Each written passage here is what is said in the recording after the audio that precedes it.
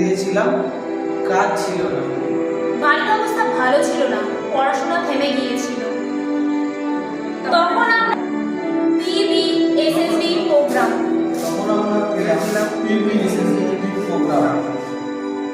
পশ্চিমবঙ্গ সরকারের উদ্যোগে পিবিএসএসসির অধীনে জেআইএস ফাউন্ডেশন হাজার হাজার যুবক যুবতী পাচ্ছে সবাই একই সাথে প্রশিক্ষণ, দক্ষতা, আত্মবিশ্বাস আর একটি সম্মানজনক ভবিষ্যৎ। দক্ষতা মানে শুধু কাজ নয়, দক্ষতা মানে নিজেকে বিশ্বাস করা।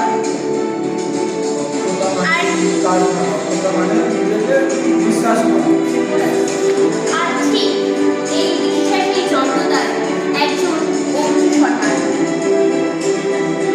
ভারত হাজার হাজার সিভিল সার্ভিস জন্ম দিয়েছে, কিন্তু মাত্র কয়েকজন কিংবদন্তি হয়ে ওঠে। তারা নিখুঁত হয়েছিলেন বলে নয়, বরং এই কারণে তারা নিজেদের অপূর্ণতা দিয়ে নিজেদের সংজ্ঞা নির্ধারণ করতে দেননি। এটি অঞ্জু শর্মার গল্প। রাজস্থানে ভরতপুরের ধুলো আর রঙের মধ্যে জন্ম নেওয়া একটা মেয়ে, যে মেয়ে ব্যর্থ হয়েছিল, পড়ে গিয়েছিল, আর তারপর নিঃশব্দে লক্ষ লক্ষ মানুষের জীবন বদলে দিয়েছিল।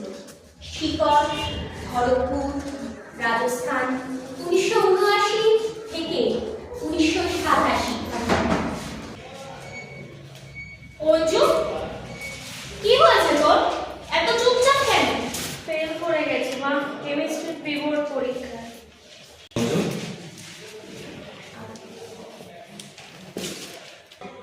তুমি কি করতে চেয়েছিলে? না বাবা। তাহলে তুমি ফেল করো। তাহলে তুমি ফেল করোনি, তুমি শুধু জেনেছো যে আরো কোথায় পরিশ্রম করতে হবে।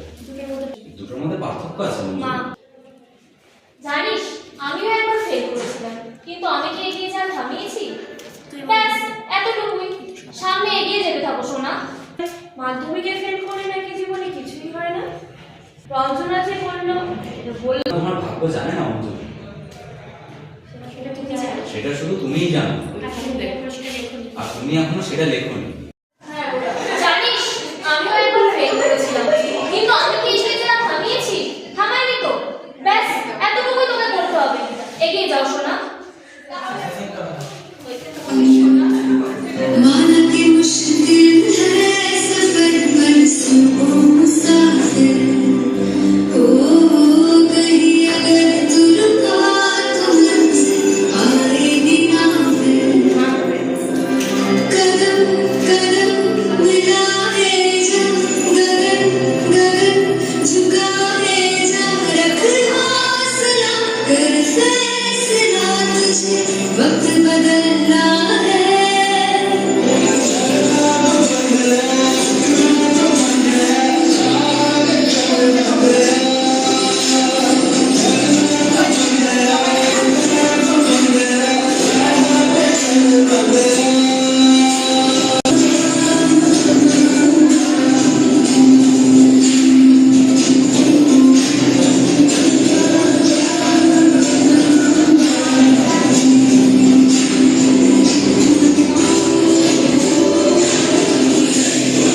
গানের শেষ অংশটুকু মিউজিক। এমতাবস্থায় তুই বসে পড়েছিস আমার গলার আওয়াজ। অঞ্জু তার বাবার কথাগুলো গর্ব হিসেবে ব্যবহার করল। সে শুধু সেরে উঠল না, সে দারুণভাবে এগিয়ে গেল, একের পর এক কৃতিত্ব। আর যখন কলেজে পৌঁছলো তখন ঘটল একটা অসাধারণ ঘটনা। সোনার পদক, জয়পুর বিশ্ববিদ্যালয়, 1987 থেকে 1990।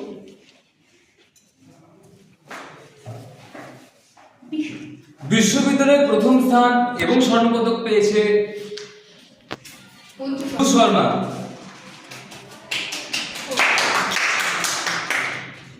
অঞ্জু, তুই তো প্রি-বোর্ডে ফেল করেছিলি, তাহলে তুই কিভাবে?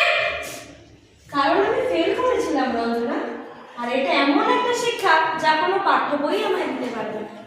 যদি তুমি আগে থেকে চেষ্টা করো আর আতঙ্ক ছাড়াই কাজ করো, তো তুমি সবসময় প্রস্তুত থাকবে। পদকটা দে, পদকটা দে, স্যারকে প্রণাম কর। শর্মা, শর্মা। ঠিক আছে। শর্মা, ভবিষ্যৎ পড়াশোনা নিয়ে কিছু ভেবেছো? Civil services?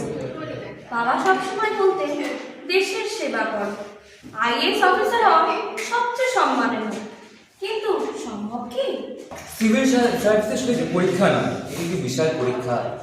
তুমি যে শৃঙ্খলা নিয়ে এগিয়ে গিয়েছো, আমি তোমাকে অ্যাপ্রিসিয়েট করবো। তুমি ওই শৃঙ্খলা নিয়ে এগিয়ে যাও, আর আমি একটা দীর্ঘ বিশ্বাস করি পাস তুমি করবে।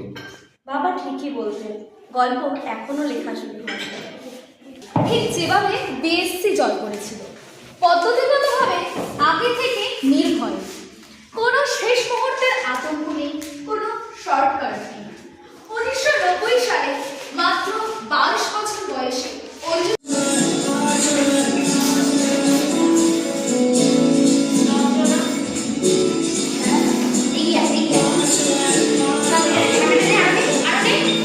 कुछ पाने की हो आस आस, तन्हा हो जो खास खास आशाएं,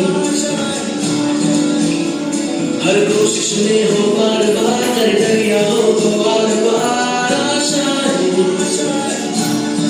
तूफानों को छीन के मंजिलों को छीन ले आशाएं।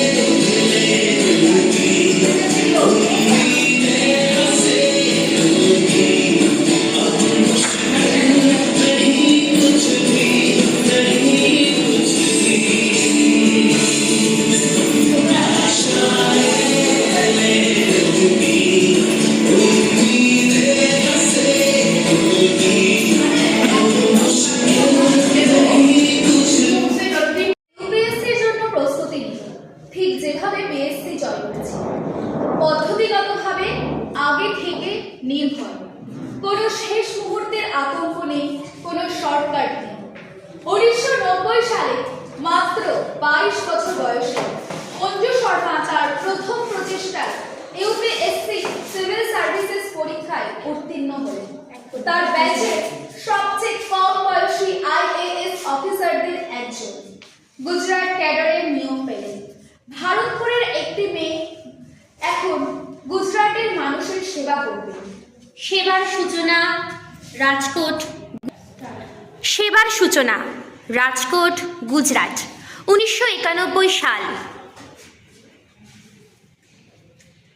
Come in. Yes.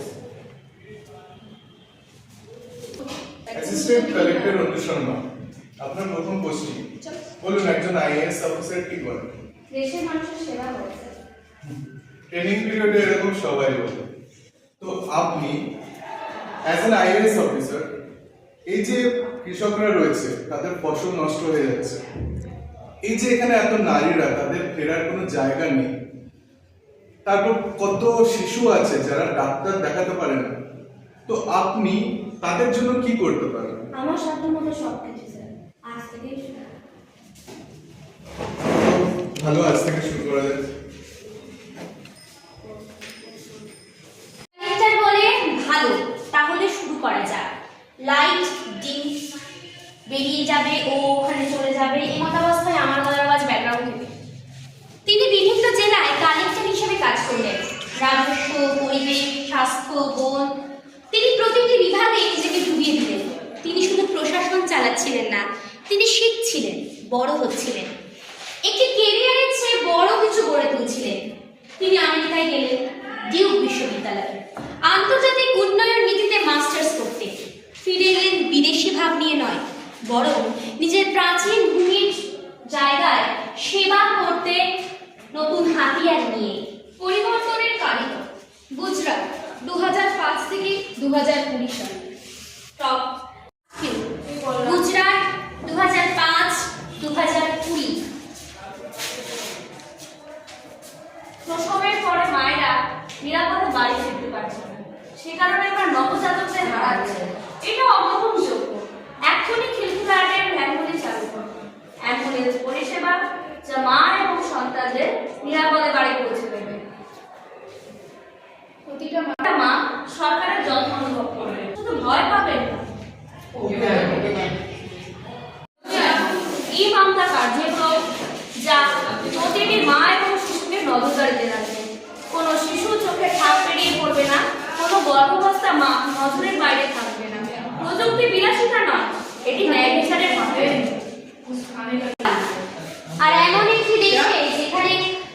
লক্ষ নারীরা এভাবে কষ্ট পাচ্ছেন। শুধু অঞ্জু শর্মা এমন কিছু চালু করলেন যা গুজরাটের অগণিত নারীর জীবন বদলে। ফোন করার নেই, আমি বাড়ি ফিরতে ভয় পাচ্ছি।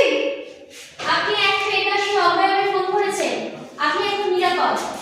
আমাকে আপনার অবস্থান বলুন। কেউ ফোন করেছে, কেউ সত্যিই ফোন করেছে। এর জন্যই তো আমরা এখানে আছি। উচ্চ ও কারিগরি শিক্ষার প্রধান সচিব হিসেবে তিনি student startup and innovation policy চালু করলেন। এটি গোটা প্রজন্মকে উদ্যোক্তা হিসেবে এগিয়ে দিলেন। তার নেতৃত্বে দক্ষতা প্রশিক্ষণ কৌশল নামে পূর্ণাঙ্গ স্কিম বিশ্ববিদ্যালয়ে চালু হলো। তার অবদান দেশের দৃষ্টি এড়ালো না। প্রশাসনের শ্রেষ্ঠত্বের জন্য প্রধানমন্ত্রীর পুরস্কার, জাতীয় গভর্নেন্স পুরস্কার, ন্যাশনাল স্বীকৃতি, সম্মানের পর সম্মান। কিন্তু অঞ্জু শর্মার কাছে সবচেয়ে বড় পুরস্কার ছিল সেটা যা কোনো সার্টিফিকেটে ধরা পড়ে না। অঞ্জু শর্মার গল্প শুধু প্রশাসনের নয়, এই গল্প দক্ষতার, এই গল্প নিজেকে গড়ে তোলার। মেধা সবার আছে, কিন্তু সঠিক দিশা না পেলে মেধা নীরব হয়ে যায়। ঘুরে যান। উৎকর্ষ ট্রেনিং নিয়ে বল। উৎকর্ষ বাবু, উৎকর্ষ আমি ট্রেনিং নিয়ে আমি নিজের পায়ে দাঁড়িয়েছি। আমি নিজের পায়ে দাঁড়িয়েছি। আজ আমি শুধু চাকরি করি না, আজ আমি আমার পরিবারের ভরসা। যে সমাজ দক্ষতা গড়ে তোলে সেই সমাজই নেতা তৈরি করে। আজ যদি অঞ্জু শর্মা আবার তরুণ হতেন, তিনিও বলতেন দক্ষতা মানে শুধু সুযোগ, সুযোগ মানে পরিবর্তন। কাট। লাস্ট কাজ হচ্ছে অ্যাডভার্টাইজমেন্ট। লাস্ট কাজ হয়ে গিয়েছে, শেষ কথা যেখানে ও উঠে আসবে। দার্শনিক সেবক, বর্তমান সময়।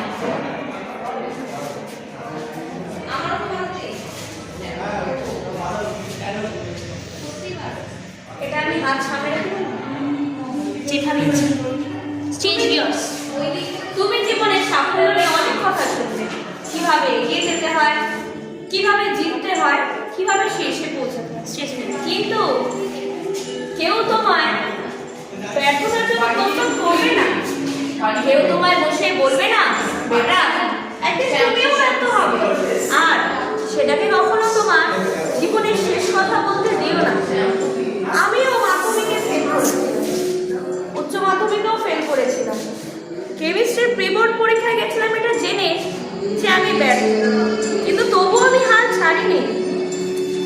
আমি স্বর্ণপদক জিতেছি, মাত্র 22 বছর বয়সে সিভিল সার্ভিস পরীক্ষায় উত্তীর্ণ হয়েছি।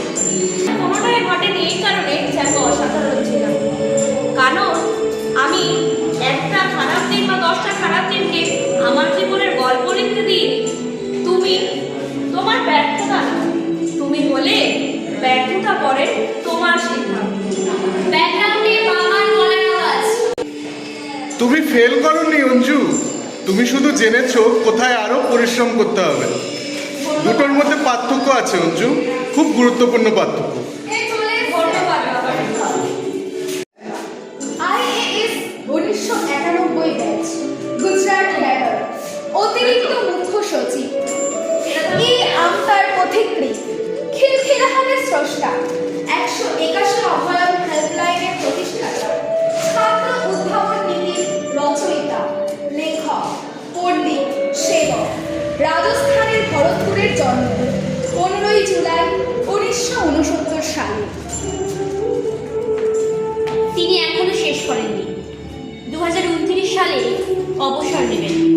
এখনো চাষ করার মাঠ আছে, রক্ষা করার নারী আছে, বাঁচানোর জন্য শিশু আছে, এগিয়ে দেওয়ার জন্য তরুণ মন আছে। কিন্তু এত কিছুর পরেও যদি তাকে জিজ্ঞেস করো, তিনি প্রতিবার একই কথা বলবেন। এই সময় কিন্তু পেছনে চলে। তিনি এখনো শেষ করেননি। 2029 সালে অবসর নেবেন।